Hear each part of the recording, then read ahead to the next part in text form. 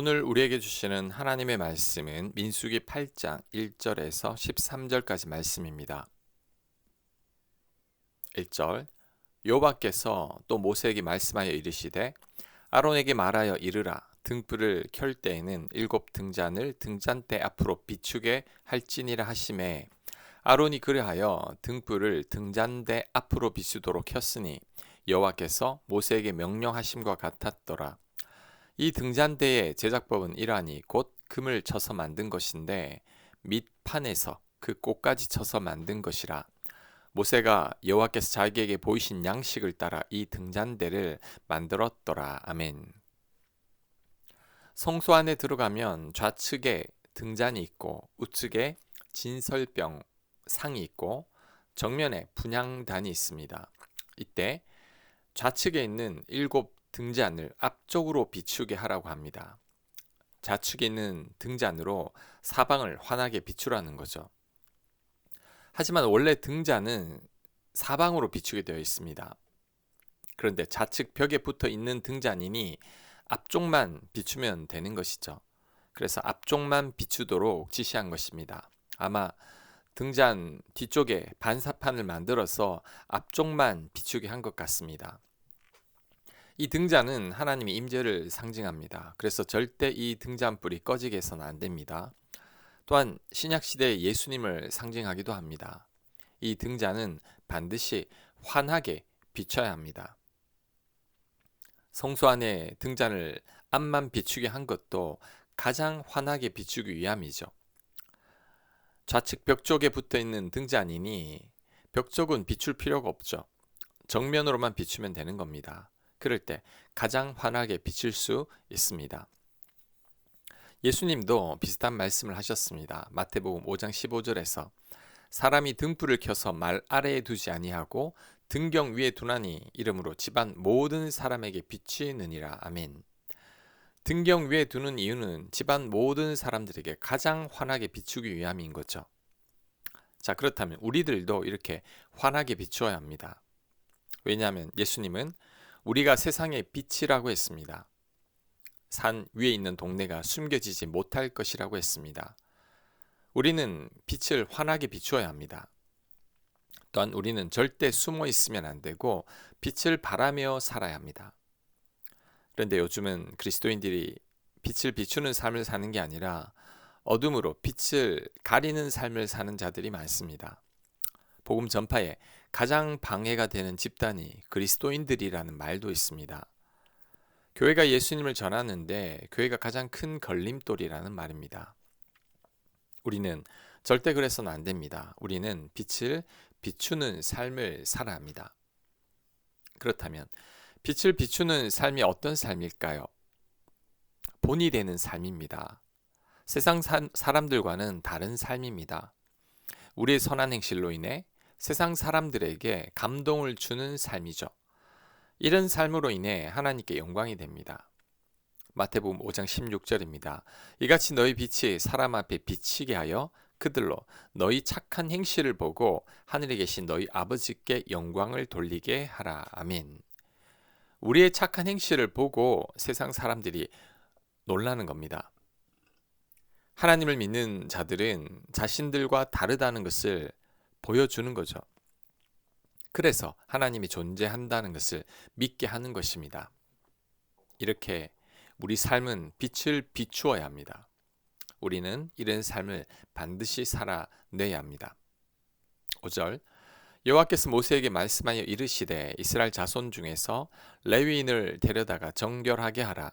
너는 이같이 하여 그들을 정결하게 하되 곧 속죄의 물을 그들에게 뿌리고 그들에게 그들의 전신을 삭도로 밀게 하고 그 의복을 빨게 하여 몸을 정결하게 하고 또 그들에게 수송아지 한 마리를 번제물로 기름 섞은 고운 가루를 그 소제물로 가져오게 하고 그 외에 너는 또 수송아지 한 마리를 속죄 제물로 가져오고 레위인을 회막 앞에 나오게 하고 이스라엘 자손의 온 회중을 모으고 레위인을 여호와 앞에 나오게 하고 이스라엘 자손이 그들에게 안수하게 한 후에 아론이 이스라엘 자손을 위하여 레위인을 흔들어 바치는 제물로 여호와 앞에 드릴지니 이는 그들에게 여호와께 봉사하게 하기 위함이라. 레위인으로 수송아지들의 머리에 안수하게 하고 네가 그 하나는 속죄 제물로 하나는 번제물로 여호와께 드려 레위인을 속죄하고 레위인을 아론과 그의 아들들 앞에 세워 여호와께 요제로 드릴지니라. 아멘. 레위인을 세울 때 정결케 하는 절차를 말하고 있습니다. 먼저 속죄의 물로 깨끗이 하고 전신을 삭도로 밀고 의복을 빨아서 정결하게 하라고 합니다. 그 후 이스라엘 자손들이 레위인들에게 안수하고 레위인들은 수송아지들에 안수하고 그 후 제물로 속죄의 제사를 드립니다. 이때 아론은 이스라엘 자손을 위하여 레위인들을 요제로 여호와 앞에 드렸다고 하는데 이것은 하나님께 바쳤다는 의미입니다. 출애굽할 때 이스라엘 백성들의 장자를 하나님께서 살려주셨으니 모든 장자들은 하나님의 소유입니다. 이런 장자를 대신해서 세운 자들이 레위인들이니 이들을 하나님께 바쳤다는 것입니다. 그래서 레위인들은 하나님의 일을 하게 되는 거죠. 죽을 수밖에 없는 장자들을 살려주셨으니 이제는 하나님의 것이 되어 하나님의 일을 하는 것입니다. 그렇다면 우리들도 이제는 하나님의 소유입니다. 왜냐하면 죄로 인해 죽을 수밖에 없는 우리들을 예수님께서 십자가에 달려 죽으심으로 살리셨기 때문이죠. 우리들은 예수님 덕분에 하나님의 자녀가 되었고 영원한 생명을 얻게 되었습니다. 전적인 하나님의 은혜입니다. 그러므로 이제 우리들도 하나님의 소유인 것입니다. 구원받은 우리들은 레위인들처럼 하나님 덕분에 살아난 자들입니다. 그러니 이제 우리의 삶도 하나님께 드려야 합니다. 생명의 은인이신 하나님 앞에 우리의 삶을 드리는 것이 마땅한 거죠. 하나님의 은혜를 안다면 우리 삶을 드리지 않는 게 더 이상한 것일 겁니다. 또한 그 은혜를 안다면 우리도 사랑해야 합니다. 왜냐하면 우리가 먼저 사랑을 입었기 때문이죠. 예수님의 십자가 사랑으로 인해 우리가 사랑을 배웠습니다. 그러니 이제는 우리도 사랑해야 하는 것입니다.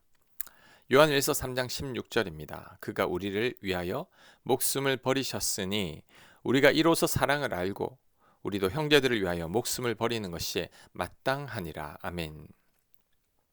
예수님께서 우리를 위하여 목숨을 버리심으로 우리에게 사랑이 무엇인지 알려주셨습니다. 그로 인해 우리들도 사랑을 배웠으니 이제는 우리가 사랑할 차례입니다.